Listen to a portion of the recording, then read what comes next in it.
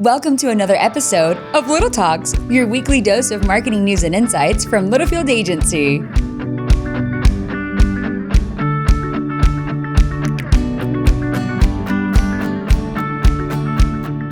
Welcome back to another episode of Little Talks with Littlefield Agency. I'm Sam Littlefield, and with me is Roop of NBC Nightly News. Bum, bum, bum, bum. I think that's it. Is that NBC? Roop, I don't know if it's NBC or CBS or ABC. Claude, anything? One of my parents I listened have no to. idea. Yeah, but I know exactly what that was like. That was like dinner time news back in the day. You know, just brings back some memories. Anyway, excited to have you back. It is Monday. You're gonna get this. Will go live on a Wednesday. Roop, give everyone. Roop just rolled into the agency about 20 minutes ago. It is 10:40 in the morning. Why did you roll in so late, Roop? Well, I was at I got home late because I had to drive to and from Oklahoma City for the kickoff of the Childish Gambino tour. That's pretty sick. There's no applause, I noticed, from Claudia. She's looking at it. Claude's not there it feeling is. great. Okay, so yeah, but that's not why I was out. We got there, early enough to have dinner. Yeah. And I parked the car at a supercharging station, plugged it in, and we Tesla owner. We walked over to a nearby Wendy's, which was a little sketchy. It's Oklahoma City. If you're from Oklahoma City, I'm sorry, but I was in a weird pocket. I ordered the pretzel baconator as a single because nobody needs two pieces of that meat. But when it showed up, I had two pieces of the meat. And I think that got my stomach. So last night I didn't sleep well. I was having some troubles this morning, but let's just say it worked itself out. I'm here. I don't think any of this is necessary to share. Good Lord. It's a Monday. It's okay. Hey, you made it in. I'm glad. You guys are going to be stuck with old Sammy, and I'm glad you're not just stuck with me. However, I am driving most of this today, which is going to be great because we have a good topic. It is Julie Evans' 5-year anniversary here at the agency. Oh, nice. 5 years at Littlefield. Super happy to have her here. She's our head of HR and finance. If you don't know that name, that's a good thing because you're not on her HR list. So, you ever been called into the HR office? By Julie? Mm-hmm. No, not for anything that got me in trouble. I'm trying to think if I did with Marilee. Oh, I'm sure you did. Probably at least. Marilee drove a tight ship. Yeah, she did. You didn't want to cross her. And then, hey, I head to the beach tomorrow. I am super excited. It's kind of just a one quick last vacay, a couple days with the family. There will be pictures of Matthew, of course, merman in the sand, doing all things sandcastles. I'm hoping it's going to be pretty decent in the sense of back to school time. Not super busy, so we'll see. But we're excited. It's just to go to have a little R&R, and then, dude, we hit the ground running. I mean, we're a month away from inbound. We are. Back to your vacation. How's the weather in Florida right now? Fantastic. Hurricane's done. Okay, cool. 90 degrees and sunny. I hadn't heard any news on it in a while. It's going to be wonderful. No, okay. So from what I hear. Now, Good it is timing. early, so we'll see. There's not even thunderstorms projected when we're there. I know. That's crazy. Clean living. So today we have one and only topic for you, Claude. Hold on. It went away. Yeah, she's on me, but look. Good Lord. It's a Monday. It's okay. It's literally a Monday. But very, very excited to talk about this topic. Like I said, I'm going to drive most of it. So I take our new business calls at the agency. And there's some great themes. Last week's episode was a great one in the sense of, closing the attribution loop and all that fun stuff. This week we look at what does it look like for you as a B2B brand marketing in an election year. Obviously, we know that November is going to be here before we know it. It's going to be quite the showdown here given the circumstances politically for both sides. And what I come across a lot, and this isn't just now as we're gearing up for the fall, this was early to late spring, is, it's an election year. We have some budget cuts. We have budget constraints is another term that I hear. A lot of times I hear we're being cautious with our cash, understandably so. And that's all fair enough. But we come with you today with great stats. And we're not forcing you to spend your marketing dollars. This is why we started with the bum, bum, bum, bum, because it's almost like a We're world giving news. you a stock market update. Here's the other thing, and it's a great point, Rube. Last Monday and Tuesday, what happened? You didn't want to look at your stocks, right? A nice little blip in the radar. I'm going to be honest with you. I didn't panic at all. Well, that's great. We're playing the long game, baby. I wish I'd had money to buy. I know, right? That's what I always say, too. Yeah. So this topic here is You've got political ad spending that is it's really starting to take off now. I'm seeing a lot of commercials.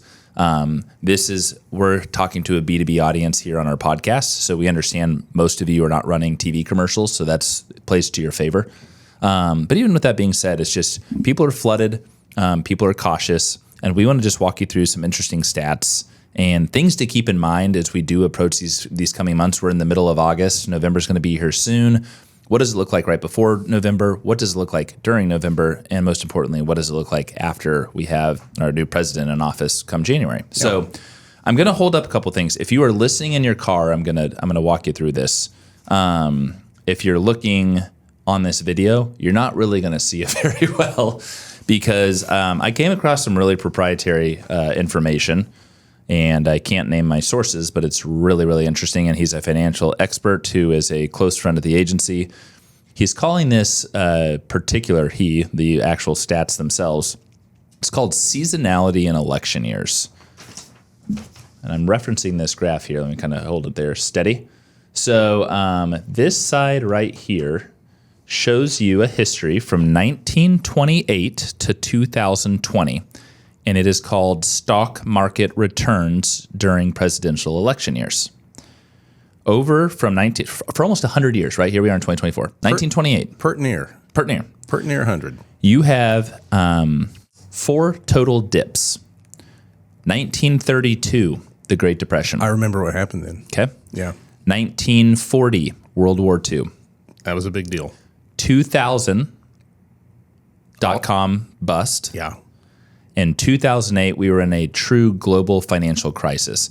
Yeah. The 2008 number is wild. It was a negative 38.5% no return. No bueno, not good. Very, very, very scary time in 2008. Roop, you surely remember that. It was a scary few months. Yeah, that was wild. But I don't want to focus on the negative because that is 4 times over almost a 100-year history. I want to go to 2020. The return that year was 16.3%, and we were in a global pandemic and a presidential election year. There's other key stats across this way. What I want to show you here with my second graph, holding up here, it reads the S&P 500 historical average performance since 1960. Now, the cool thing is it starts from January leading to the election in November and then post. And what you'll see is kind of a trending up. You get into mid-July, it continues to trend. And then right before the election, mid to end October, you see a nice little down blip, which, by the way, save your cash route, go to the... Oh, that's it. That's my next in. That's your next in, kind of end of October. And then what you'll see is literally right after the election, it just continues to take off. And then usually that next year has been pretty fruitful. So we share this with you not to in any way say, hey, just go and blow all your marketing money. But for those that are being cautious with cash, and I get it, everyone's bottom line driven. You got to make money at the end of the day. We totally respect and understand that. But what you have to think of too is what is your strategy over the next 6 months? And let's call it 6 to 12 months, right? As we approach the election, after the election, one thing that we're telling our clients, and we've had some clients that have cut some budget this year, and that is totally fine. Nothing crazy. Just really normal stuff. Normal stuff. Yeah, life happens. Is staying on. People during the pandemic that I talked to wanted to go dark, and those that stayed on really reaped the benefits of that. Yeah. We're talking this, we'd say pulling back advertising spend during these weird times. I've been calling these last few months limbo. It can hinder your growth as a brand. It's really, really interesting. We're not going to get into it today, but there's a whole other chart out there of brands during tough times that actually have established core values and a brand purpose outperform traditionally all others that don't have, what kind of drives them and gets them out of bed every morning, which I think is interesting. Not the topic we're going to cover today. But the thing is, Roop, and I'd love to hear your thoughts on this. Consumers, whether it's, and you as a B2B brand, you're selling to that human at the end of the day, making a decision on behalf of a business. During these different times and difficult times and challenging times. Or times of change. I love that. That's the optimistic way to go. Just times of change. They are more attuned to you as an overall brand. Yes, you got to keep pushing product, et cetera. But brand values, branding in general, is in no way a bad thing over these next 6 months. Yeah, so that's kind of the thing. I was thinking about this driving in this morning. The concept that, I got to stop spending or I need to stop being present because of something that has nothing to do with me or my brand is kind of a fallacy. And because some folks think that, your opportunity is to take advantage of that. Yes. So if you have competitors that have that mindset, you're only going to go to town. Yeah, you're actually only going to grow your whatever your goals are by continuing to spend and participate in that time frame. I had a couple of my own stats. Can I read a couple? Please, I'd love to. Okay, so mine were a little different than Sam's, but I don't know what it is this year. It has to be higher, but political ad spending in 2020 was $8.5 billion. And that's just political. Those are literally the presidential. That's just the presidential, and probably some Senate races and things like that here and there. But that's a lot of money. And the thing I always hear about when folks are like kind of being cautious, I think Kelly even talks about this sometimes, about how you bid for an audience when your brand may have some crossover with those political ads as well. That's going to drive my cost up a little bit. And that part, and that's true, CPM-wise. Yeah, that part 100%. Absolutely could be true. But that doesn't mean you don't do it. The analogy I gave you last week, if I can remember it in whole now, was if you have a really hot day, if it's 100 degrees out, right, and you've had your air conditioner on all this is me. I'm talking about me, by the way. This is personal experience. It's very relevant. It was over 100 right every now. day last week, and my air conditioner was struggling to keep up. Like I could see I had it set for 73, and I'd go in and see the house was 78 by late afternoon. It was just struggling. But if I had turned the air conditioning off and just said, I'm giving up, I'm just going to wait till this is over, it would have taken forever. And very expensive. Yeah. So like, even though no one's really at home during the day, I couldn't just say, well, it's not working. I got to turn it off. And then when I get home, I'll turn it back on, because I would have been fighting against 90 degrees in the house at least then. You can't give up. You can't seed the ground. You kind of have to maintain a presence in marketing, and in air conditioning, you have to keep your house cool. And I love it. And you'll come out of it. The outside temperature goes down and it catches back up. But the idea that you would just disappear or completely evaporate from your marketing efforts really is doing more damage to you than good. Yep. It's a great way to put it. And he shared that with me last week, which I was like, you really should share that on the podcast. I mangled it a little bit. I've been awake about 20 minutes. So. Another point that we want to bring up: be strategic with timing and placement. Yeah, that's a huge one. And like even if you want to go dark for a week during the election, that's totally fine, right? Like it's going to be don't launch a new product during the election week. I'd probably avoid that. Avoid that. I'd say stay on and be present. But you just gotta think through going into the end of October, where's everyone's mind at. Of course, it'll be the election that week after. But then afterwards, right, thinking of the holidays, thinking about as you gear through 2025, a lot of our clients at that point are planning in all things budget, and just from a content standpoint, what are we going to do as we think through trade show strategies, product launches, et cetera. But it's timing and placement is everything, and again, placement being you're out there, you're there, and your customers can hear from you, and it's okay if you're not selling. Again, going back to that brand message, it's not a bad time to resecure, your current customer relationships, and then for prospective customers gearing up for your new year, because at the end of the day, they got to keep driving their business, and they're going to need your product. Yeah, that's absolutely true. I lost a thought. I had a thought. I lost a thought. Brandon, edit this out. Yeah, I don't know if I am. I'm just being straight. Don't edit that out, because I need that for leverage. Oh, I remember what I was going to say. Oh, you remember what you're going to say now? Yeah. Please. I was going to say, like last week, there's 2 days of panic, and then we bounce right back, right, in the stock market. There's always some light at the end of the tunnel. Yes. It's just how long is the tunnel going to be? Totally. And your brand is playing the long game. Yeah. We're playing the long game. Correct. So you'll get through it. It'll happen. It'll be fine. But there's always that moment of panic. And so some folks kind of knee-jerk react to that, I think. And others kind of are very calm about it and stay the course and reap benefits. So for those that were listening today, I love that, Roop.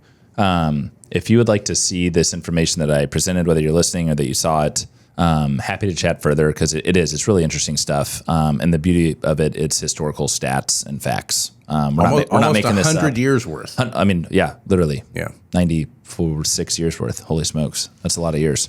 So we share that with you. We'd be happy to chat further about it. And I keep telling our team here, guys, we're going to put our heads down. we're going to grind it through the next few months, and we're going to take off in 2025.